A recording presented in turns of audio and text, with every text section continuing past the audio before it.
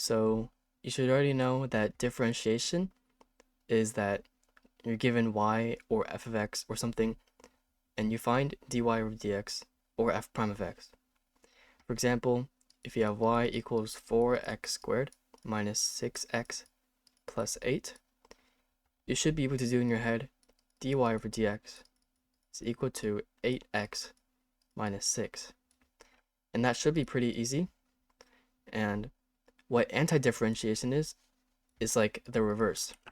You're given dy over dx or f prime of x, and you find y or f of x. So let's say dy over dx is equal to x squared, and we're trying to find y. Now, you can't just use the power rule here because you're thinking in reverse, and antidifferentiation doesn't really have as many formulas you can just use, or as many rules you can just use like differentiation does. But we can see that since we're given x squared and it's our variable raised to a power, we can see this is going to be related to the power rule. And since dy over dx is x squared, you should already know that y is going to be something like x to the power of 3, because when you derive x to the power of 3, you subtract 1 from the power and you get x squared, put 3 at the front. So first, let's just find the derivative of y equals x cubed, which would be dy over dx is equal to 3x squared. And now, let's compare x squared and 3x squared and see what changes we need to make. Well, first, we already have this x squared part. We just have this extra 3, but if we divide this by 3, then we will get the right answer. So now, let's try dividing this by 3. So x cubed divided by 3, and this should work. You get 3x squared over 3 equals x squared. And there you go. You found your answer. Y equals x cubed over 3. And we found this just by the given dy over dx equals x squared. And you might realize that this answer, y equals x cubed over 3, is not the only answer that gives dy over dx equals x squared. In fact, we can do y equals x squared and x cubed over 3 plus or minus like any number, like 9 or plus 9 or minus 10 plus 27, whatever number, as long as it doesn't involve another variable, because that number gets removed in differentiation. So in integration, which we will make a video on later, this is represented as plus c. But in antidifferentiation, we can just ignore this, and in antidifferentiation, your answer should be the most simple equation that gives this answer. So in this case, it would just be y equals x cubed over 3. There's no reason to add any other number like plus 9 or anything. Just leave it as simple as possible.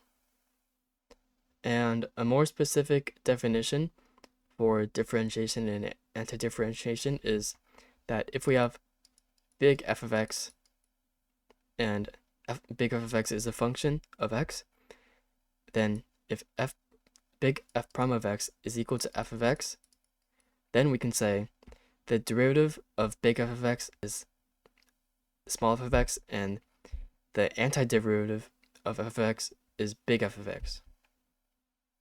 Now, let's do an example.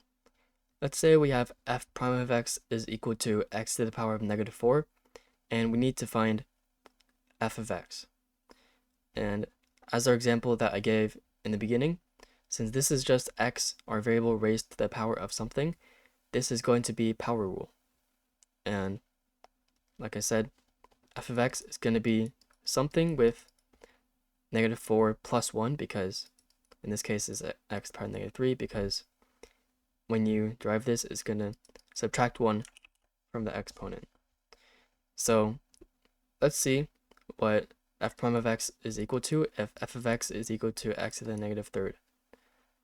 Then this would be negative 3 times x to the negative 4. And as you can see, all we need to do to get this answer is divide everything by negative 3 or multiply by negative 1/3.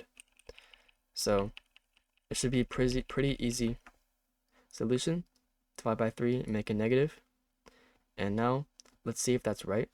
We get f prime of x is equal to negative 3 x to the power of negative 4 over negative 3, which is x to the power of negative 4. And that's correct. So yeah, our answer is x to the negative third, or negative x to the negative third over 3. That's what our f of x is. Now, let's do a practice problem. If you think you know how to do this one by yourself, then pause the video and try it. This problem asks to find the antiderivative of e to the 5x. And again, the antiderivative of any function of x just means you reverse the process of differentiation. So let's assume that e to the 5x is our f prime of x. So f prime of x equals e to the 5x, and we're trying to find what f of x is. And we already know just by reviewing the rules of differentiation that it's going to involve something with e to the whatever, because e to the x, differentiate this, you get e to the x. And since this has e to the 5x, let's try setting f of x equal to e to the 5x. If we have this, then f prime of x will be equal to e to the 5x multiplied by 5, because chain rule. So 5 e to the 5x.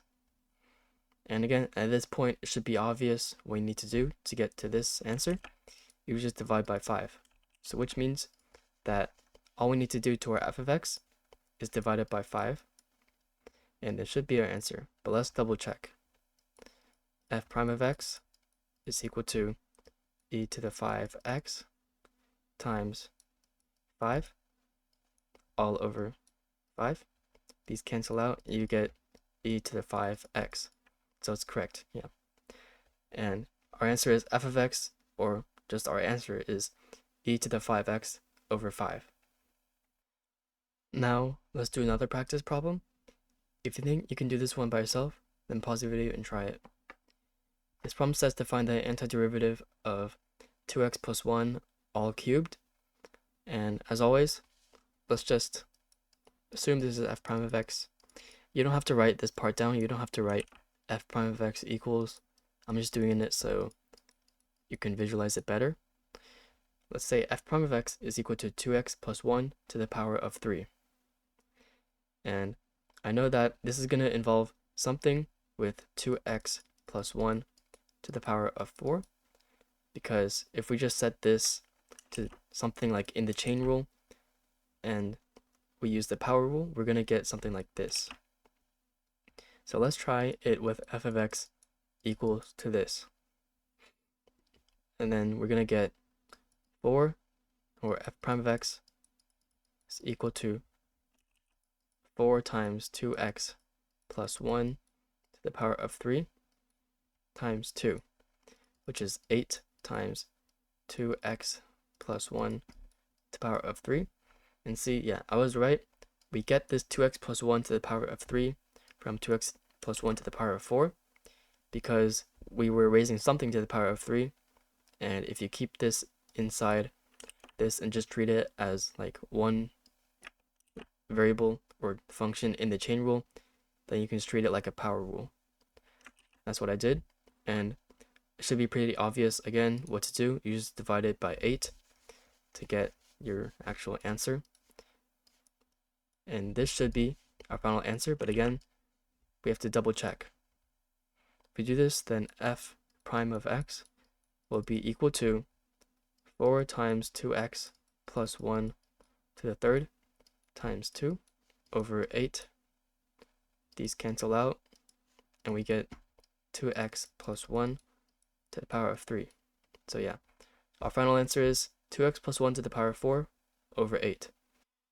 So everything that I just explained in the video and all the problems that I went through should teach you everything that you need to know about the basics of antidifferentiation. If you learned something from this video, or if you enjoyed it, then please consider liking or subscribing.